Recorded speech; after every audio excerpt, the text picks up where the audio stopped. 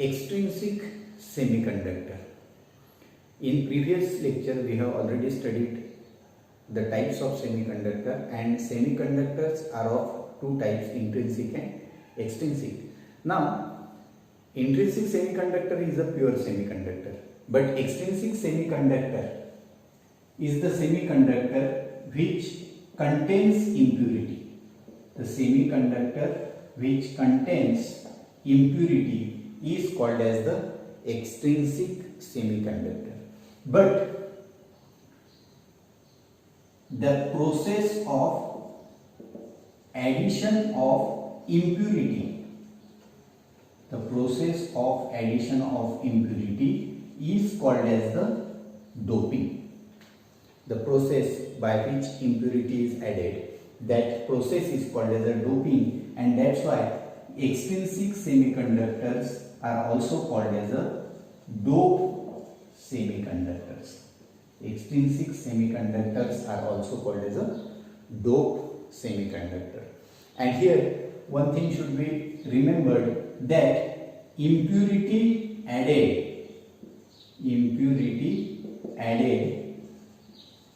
should be very small. Very small means about 1 atom is added to 10 raised to power 6 to 10 raised to power 8 atoms. So impurity atoms which are added to the pure semiconductor should be very small. Very small means 1 atom of impurity should be added in 10 raised to power 6 to 10 raised to power 8 atoms of the semiconductor.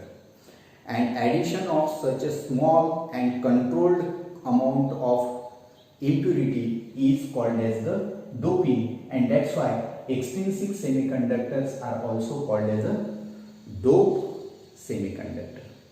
Now pure semiconductors are tetravalent, and that's why impurity added may be, now that impurity which is added to the extrinsic semiconductor may be trivalent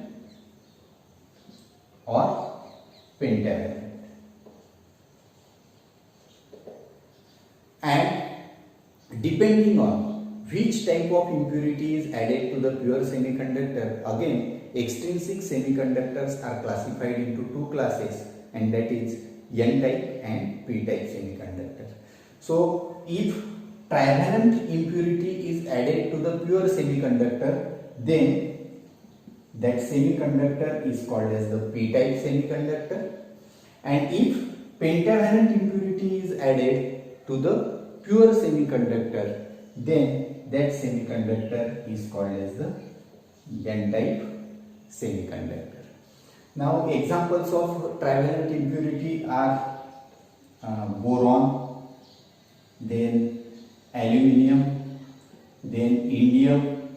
These are the examples of a trivalent impurity. They belong to the third group of periodic table. While pentavalent impurities are phosphorus is a pentavalent impurity, then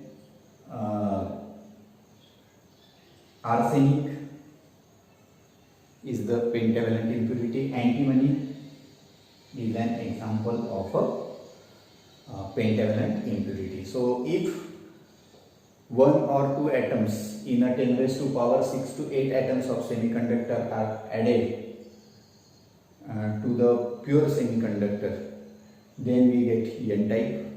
And if 1 or 2 atoms of boron or aluminium or indium are added to the pure semiconductor, then we get the P-type semiconductor.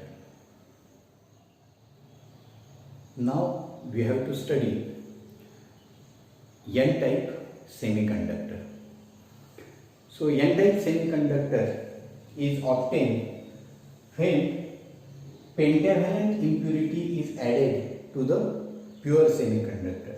So whenever pentavalent impurity like phosphorus, arsenic or antimony is added to the pure semiconductor, then the semiconductor obtained is called as the N-type semiconductor. Again, we know that impurity added should be very small, that is 1 atom in 10 raised to power 6 to 10 raised to power 8 atoms of a semiconductor. So to study N-type semiconductor, again let me consider a two-dimensional crystal structure of pure germanium, which is as shown in figure. So these are the germanium atoms which contains 4 valence electrons in their outermost orbit, and due to sharing of electrons they form covalent bonds with nearest neighboring atoms. So all these are the covalent bonds, and here you can see all these electrons are covalently bonded. Now what will happen if one of the germanium atom is replaced by pentavalent impurity, because N-type semiconductor is obtained when pentavalent impurity is added. So here let me consider that one germanium atom here, it is replaced by pentavalent impurity atom, suppose phosphorus. We can take arsenic, antimony or phosphorus. We have considered one phosphorus atom. So phosphorus atom, which is pentavalent, is added in a pure germanium crystal. So crystal structure will be like this. Here pentavalent phosphorus is a pentavalent impurity atom, and that's why it contains 5 electrons in its outermost orbit. So we have already shown these 4 valence electrons which are covalently bonded, and there is one additional electron, that will be the 5th electron. So out of 5 electrons of phosphorus, 4 electrons will form a covalent bond with nearest neighboring germanium atoms, while 1 electron will be extra, and that extra electron is loosely bound with the atom, and that's why it requires a very small amount of energy as compared to the germanium. Germanium requires 0.74 electron volt energy to break the covalent bonds, and then electron will become free. But to free this electron, 5th valence electron, very small amount of energy is required, and that's why we can say that electron behaves like a almost free electron. Actually it is not free, it is bounded with the atom, but its binding energy is very small. Very small amount of energy, that is about 0.04 electron volt. If that much energy is supplied, so it is possible only due to the thermal energy.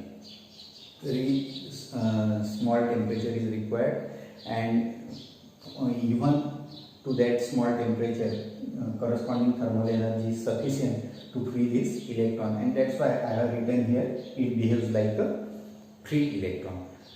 So when one impurity atom is added to the pure semiconductor, then there exists one free electron. So what will be the number of impurity atoms added to the pure germanium? That much number of free electrons will be present. Now when heat energy is supplied, whenever heat energy is supplied, then covalent bonds will break, and whenever covalent bonds will break, then electron hole pairs will be generated. So electrons and holes which are generated due to breaking of covalent bond, they will be equal in number. But because of the impurity atoms, there exist additional free electrons, and that's why in case of N-type semiconductor, number of electrons are more, while number of holes are less as compared to electrons, and that's why electrons are the majority charge carriers. Electrons are called as the majority charge carriers, while holes are the minority charge carriers. So in N-type semiconductor, electrons are the majority charge carrier and holes are the minority charge carrier. It means most of the conduction is due to electrons in N-type semiconductor, and that's why it is denoted by N sign also. So N indicates it is just to remember for our convenience that N indicates negative charge. Negative means electrons, so electrons are the majority charge carriers. And here the impurity atoms donate electron to the crystal structure, and that's why his pentavalent impurity is also called as the donor impurity. Pentavalent impurity is called as the donor impurity because pentavalent impurity atom donate that fifth electron to the crystal structure, and that's why this impurity is called as the donor impurity. Now the band diagram will be like this. So band diagram for N-type semiconductor is, so these are the two energy bands. Lower band is valence band, upper band is conduction band, and they are separated by energy gap, that is Eg. So valence electrons are present in a valence band, while conduction band is now empty. But because of this impurity atoms, which is the donor impurity, there exists additional energy level. So additional energy level will be generated, and that level is called as the donor level. That level is called as the donor level, which contains these impurity atoms, and it is near the conduction band. Why it is near the conduction band? Because atoms present in this level, donor level, that is pentavalent atoms, they have fifth electron, and their tendency is to easily donate that fifth electron to the crystal structure, and that's why donor atoms which are present in donor level, they can easily donate that electron, and these electrons behave like a free electrons, means they reach to the conduction band, and that's why a very small amount of energy is required here.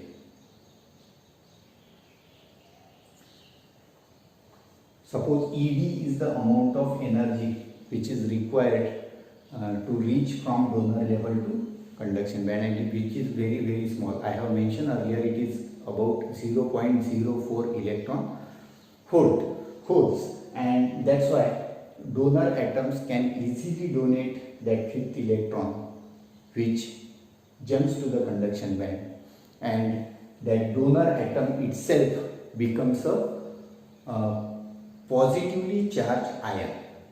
So after donating fifth electron, that atoms becomes a ion, and that will be the positively charged ion called as the donor ion, and hence additional level, that is donor level, will be produced near the conduction band. So this is a band diagram in case of a N-type semiconductor. After N-type semiconductor, now let me discuss what is meant by P-type semiconductor. So P-type semiconductor is the semiconductor which is obtained due to addition of trivalent impurity. So whenever trivalent impurity is added to the pure semiconductor, then semiconductor obtained is called as the P-type semiconductor. Examples of trivalent impurity are, that is the elements which are belonging to the third group of periodic table, and they are boron, whose atomic number is 3, aluminium, atomic number is 13, and indium. So these are the trivalent impurity. Whenever one atom of this impurity is added to 10 raised to power 6 to 10 raised to power 8 atoms of a pure semiconductor, then the semiconductor obtained is called as the P-type semiconductor. So two-dimensional structure of a pure germanium is like this. We have already seen that pure germanium crystal structure, which contains, each atom contains 4 valence electrons, and all valence electrons are covalently bonded.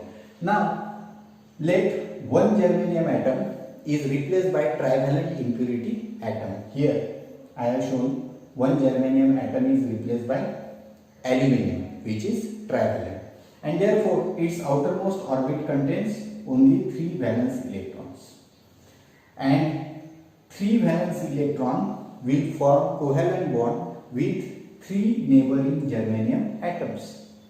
But one covalent bond will remain incomplete. Here this covalent bond will be incomplete because it is trivalent, and that's why fourth covalent bond will be vacant or incomplete. So there exists vacancy in a covalent bond, and that vacancy is called as the hole. So in this way, whenever one impurity atom is added to the pure germanium, trivalent impurity is added to the pure germanium, one hole will be generated simultaneously. So what will be the number of trivalent impurity atoms present, that much number of holes will be generated.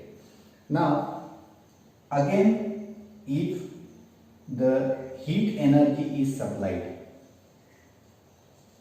or thermal energy is supplied to the crystal, then covalent bonds will break and electron hole pairs will be generated.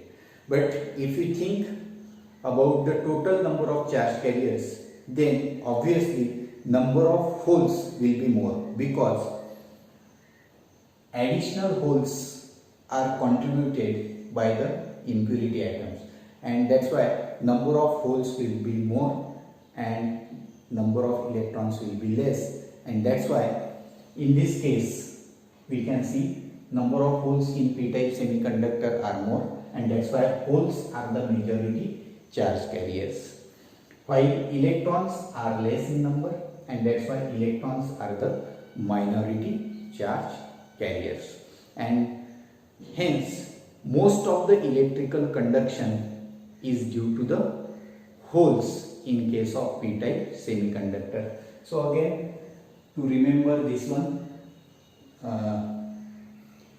we can see P-type. P indicates the positive and holes are the positively charged carrier. That's why in case of P-type, holes are the majority charge carrier, and most of the conduction is due to positively charged carriers, that is holes.